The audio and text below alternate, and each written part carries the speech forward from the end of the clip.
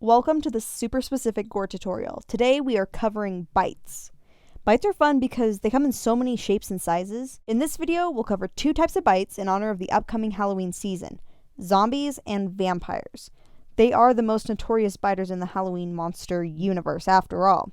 Let's real quick get the fun disclaimer out of the way. I will be drawing gore. I don't think it's anything super crazy, and it won't be any crazier than anything else you'll see during the Halloween season, but it will include blood and bruising. So if you don't want to see that, there are plenty of other videos to watch. The one right here is especially fun, so you could click that instead. Alright, awesome. With that out of the way, let's talk zombies.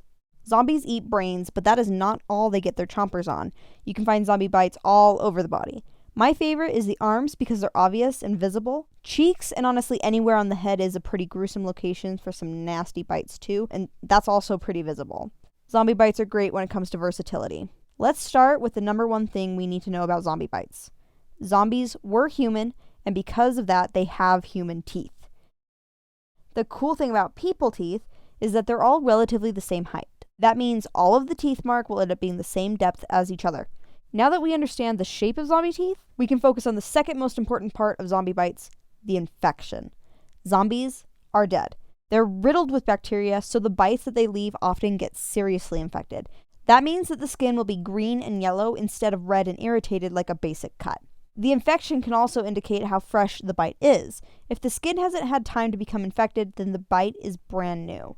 If it has had time to get infected, I'd guess that it's some amount of time older. Zombies aren't real, so honestly you can play with that time frame however you want.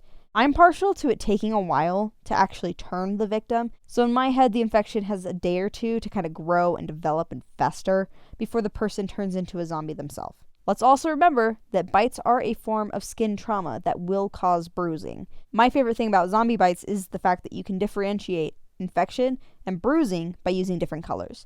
The bruises can be red or purple, while the infections are yellow and green. The conflicting colors indicate a more complex wound, and I just think that's cool. So that's some tips on zombie bites. But what about vampires? Well, vampires are also humanoid, and oftentimes they are depicted as having human teeth.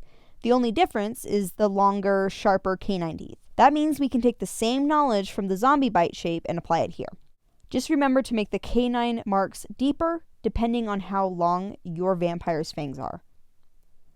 I think the most appropriate thing to do with vampires is to focus on the blood-sucking aspect of them. They're not known for leaving infections from their bites, so you can go hog wild with the blood instead. The bite will have irritated skin around the teeth marks. The cuts in the skin will be bleeding as well.